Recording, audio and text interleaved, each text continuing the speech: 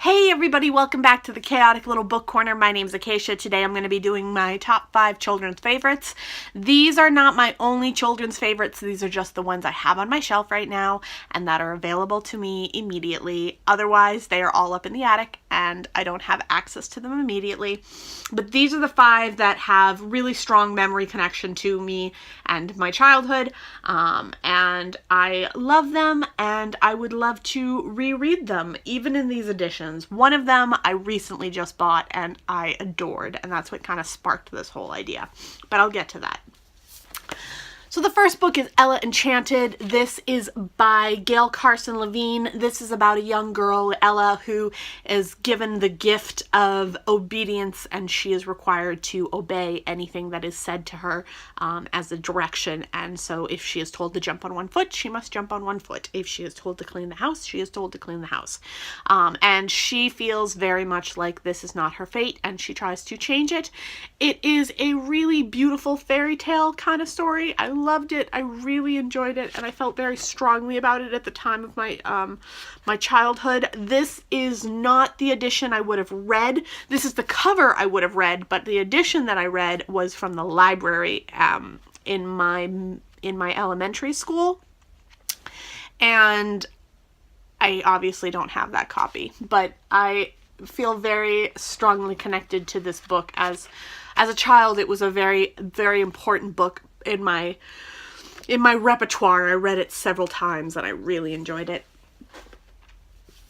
Then we have Out of the Dust by Karen Hess. This is the first book I ever read cover to cover after I finished reading my reading program, which was specifically for me because I was having trouble reading. This is written in diary entries / poetry. It is a really beautiful story about a girl living during the Dust Bowl. There is one really graphic event in this book that I remember reading and feeling really disturbed by, but at the time I had a lot of trouble with comprehension, so I understood part of what was happening, but not all of what was happening. So apparently the way that I read this book was to read it out loud to my father every night, and he, oh, God love that man. He sat there every night and watched me struggle through page after page after page. So maybe we'd get through 2 pages a night, and he just sat there through the whole thing, and he just tolerated it, and he took it, and it was, oh my goodness, he's such a good man. Anyway, so from what I understand from my father, I was reading this scene that was really graphic and disturbing, and I was not really understanding fully what I was reading, so I was reading about this really terrible event and just reading a deadpan and not responding, and he was just listening to this and just completely horrified by it. So then he had to explain to me what it was, and then I was really upset and I didn't sleep for a few nights apparently. And I didn't want to read it for like 2 nights, and then I was like, no, I want to read it again. So this book was definitely a really big part of my childhood, and I felt really strongly about it, and I definitely really adored it. Then there's this. So the next 2 are very special. They are what I like to call marked to hell. This is what happens when Acacia at 13 discovers how to annotate and to respond to books and see how she feels about them.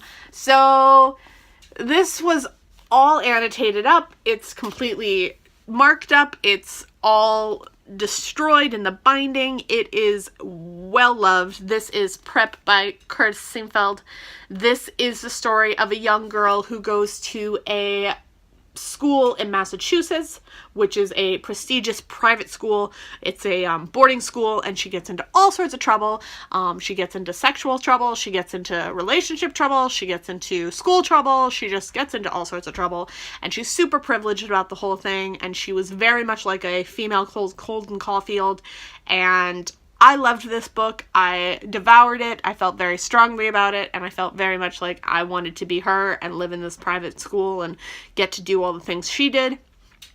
I think I was about 14 when I read this book, and this, I don't know if this is technically YA or if this is adult, but I just know that right after this I started reading adult fiction. I felt very much like I was ready after this book, because there was a couple of sex scenes in it, and I was just like, now I know what adults do, so I'm going to read all the adult books. So I started buying books with photographic covers that were of women. So I started buying chick lit on a regular basis, and that was the books that I read for a long time. I remember finding that I didn't really like the books, but I was so proud of myself for reading through adult books that I just kind of let it go. And then I discovered... What did I discover after that? I think after that I discovered literary fiction, and I kind of just stayed with it. And also my mom recommended a lot of classics to me, so I got into those too. But this was kind of the gateway into adult fiction for me. Then we have this one. This is Speak by Laura Halse Anderson. It's not as marked in terms of that, but on the inside, it is pretty well marked up. It's not as intense, and there's no highlighter involved, which is good. But it, oh, nope, there's some highlighter. But, yeah, so younger Acacia was very into annotating her books.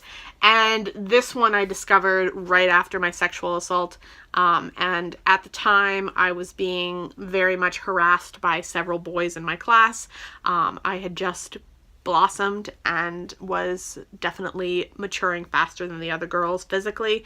And so I was getting a lot of unwanted attention. And when I found this book, I felt completely at home and safe, and like I finally found someone who understood me. So I read this over and over and over. This is not my original copy. My original copy was destroyed. I read it to the point of death, and then I repurchased it in a platinum edition, so a special edition, and I adored it, and I just reread it and marked it all up. I think I literally went through it and marked it up on my first reread of it, and I just adored it. I freaking loved this book.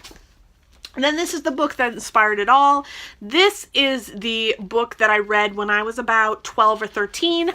I don't know what my school was thinking letting me take this out of the library and letting me read this at 12 or 13. I really think that it was completely mature for my age, and it was a little bit graphic. I think that my teachers didn't know what this book was, and I think they were just assuming that I was reading, and they were just so happy I was reading that they let me read whatever I wanted.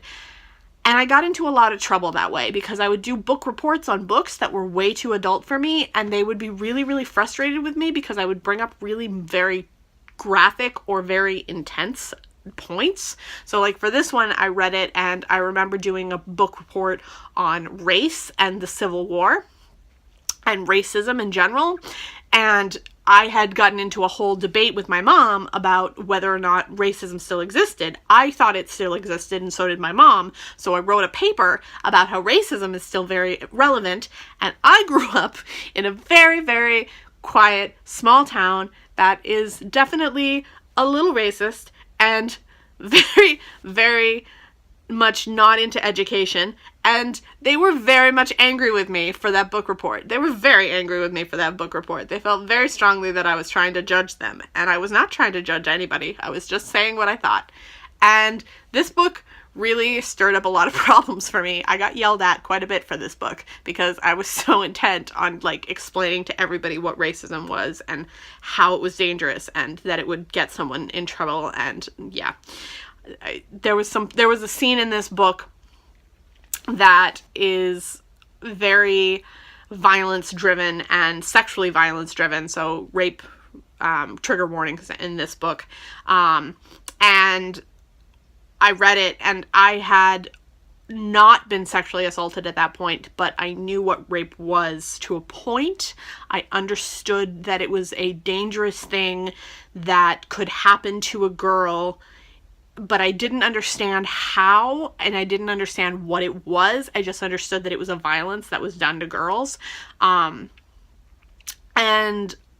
I read the book, and I read that part, and I talked to my teacher about it, and she was very upset with me because I kept asking her questions about it and like why it would happen, and she just didn't want to answer these questions, or she couldn't. I think as an adult, I would probably say that I would just be horrified if a 12-year-old came to me and was like, so can you explain to me what this means and what this is and what this does and what that is and what this means? I would probably be a little terrified. I probably wouldn't handle it the way my teacher did because she just yelled at me and told me that I shouldn't be reading books like this. I probably would have sat the child down and explained and tried to answer their questions the best I could have. But she did what she thought was right. So this is Kindred by Octavia Butler. I remember adoring this. I felt very much connected to it, and I felt very strongly that I loved it. Again, this was one of those ones that was close enough to adult fiction that I kind of went right into adult fiction after this book. There was a few of those books that I went into the adult fiction section of my library. So what we had in our library was we had YA books, and then we had a section that was for the kids that were older, but that wasn't a very well monitored difference. So I was very easily able to check out the adult books and read them without anyone really saying anything until the book report would come out.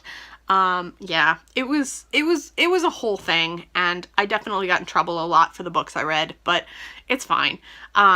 So yeah, those are the 5 books that I have read in my childhood that I really adore, that I would plan to reread. I definitely hope you guys enjoyed this video. If you liked it, give it a thumbs up. If you loved it, click that subscribe button. And if you have any questions, comments, or quandaries, go ahead, leave them in the comment box below. And I will see you all in my next video. I'll talk to you then. Bye!